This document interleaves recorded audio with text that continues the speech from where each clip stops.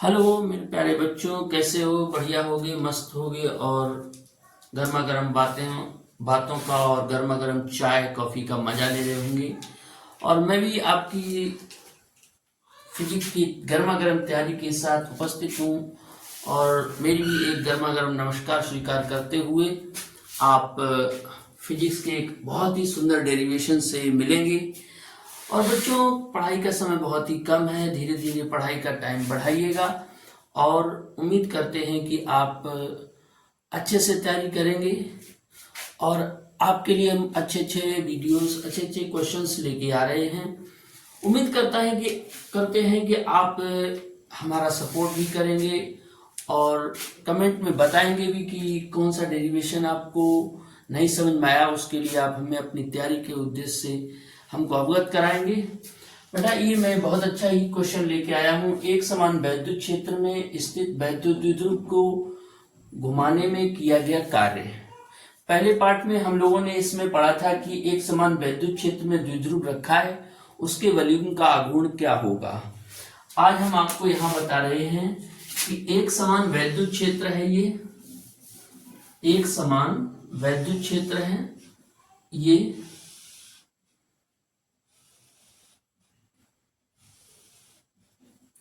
बेटा, एक समान वैद्युत क्षेत्र का मतलब है ये है कि सभी बल रेखाएं एक ही दिशा में चल रही हैं और उनकी वैल्यू एक समान है। अब वो ये कह रहा है कि वैद्युत द्विध्रुव रखा हुआ है, तो एक बेटा मैंने यहाँ पे वैद्युत द्विध्रुव रख दिया है। ये एक वैद्युत द्विध्रुव रख दिया गया, ए भी मान लिया मैंने इसका नाम, और ये सिरा हो गया है ए। ये सिरे पे रख दिया गया प्लस आवेश और इस सिरे पे रख दिया गया माइनस क्यू आवेश। इधर लगेगा प्लस, माइनस के कारण माइनस क्यू ई बल और इधर लगेगा प्लस के कारण प्लस क्यू ई बल।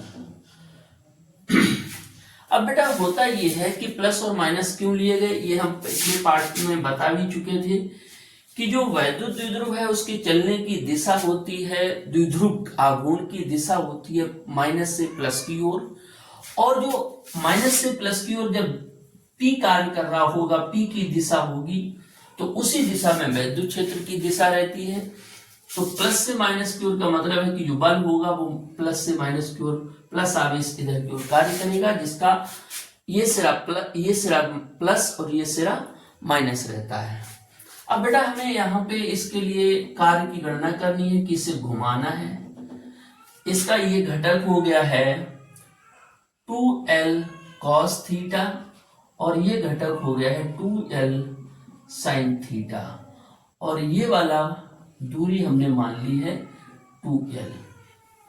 अब बेटा, कार्य निकालना है, तो कार्य का मतलब ये है कि पहले हमें बल पता होना चाहिए, तो बलों की वैल्यू बराबर है और विस्थापन कितना घुमाना है। तो अभी जो प्रारंभिक स्थिति हमने मान ली θ1 थी और θ1 से घुमाया है। जैसे पहले तो बेटा इसकी भाषा क्या लिखेंगे, माना कि एक वैद्युत द्विध्रुव, माना कि एक वैद्युत द्विध्रुव AB है जिसका द्विध्रुव आघूर्ण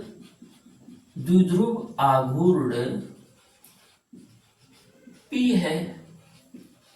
द्विध्रुव आघूर्ण कितना है? P है।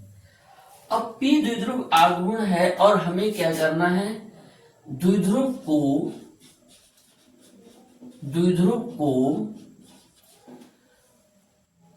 θ1 से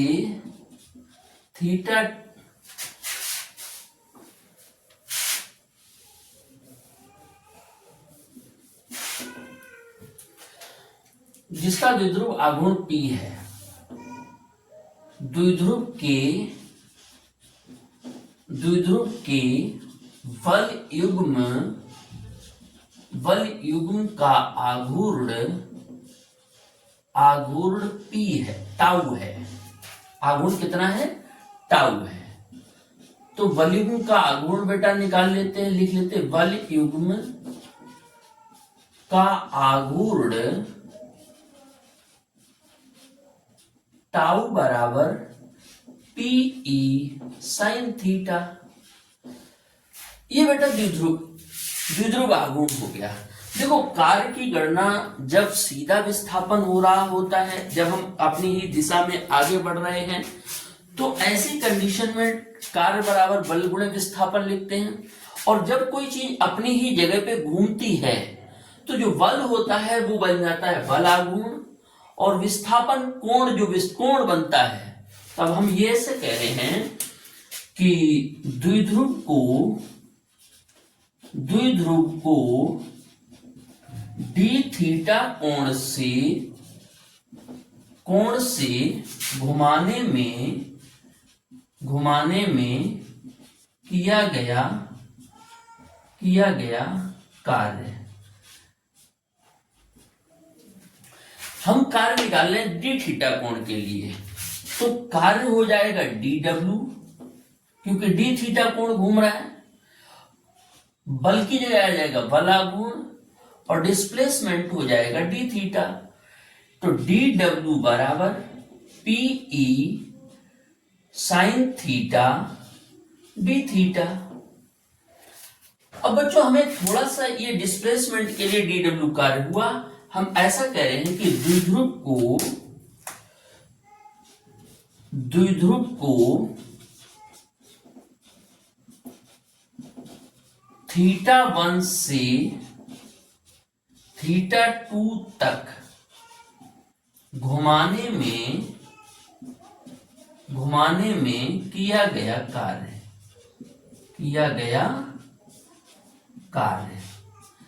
टोटल कार्य निकालना है, तो W बराबर इंटीग्रेशन, लिमिट को मैंने ऐसे शो कर दिया, थीटा 1 से घुमाना शुरू किया है और थीटा 2 तक घुमाया है, into d W, integration theta 1 to theta 2, और ये हो जाएगा PE sine theta d theta.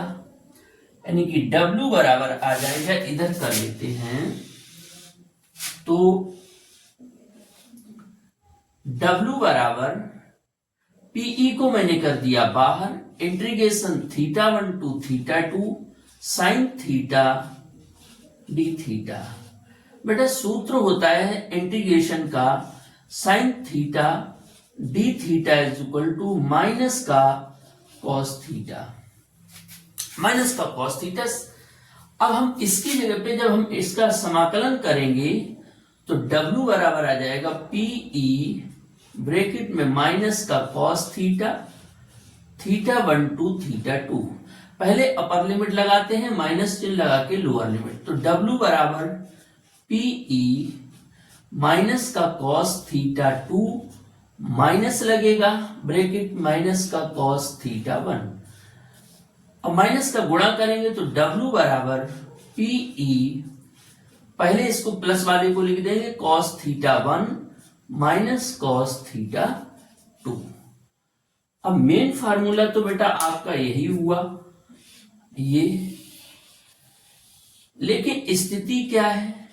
स्थिति ये है कि जब हमने मान लिया यदि प्रारंभ में जब घूमना शुरू करेंगे तो theta 1 is equal to 0 degree होगा, और घूमा कितना, तो थीटा 2 की जगह लिख सकते हैं थीटा।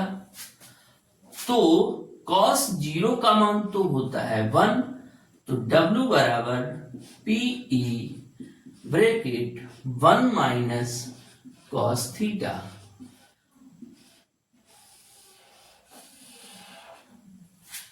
ये बेटा आपका बलयुग्म के आघूर्ण को, यानी बलयुग्म को एक समान वैद्युत क्षेत्र में वैद्युत द्विध्रुव को घुमाने के लिए कितना कार्य करना पड़ेगा, इस प्रकार हम इसका डेरिवेशन करते हैं। बहुत ही इंपॉर्टेंट है।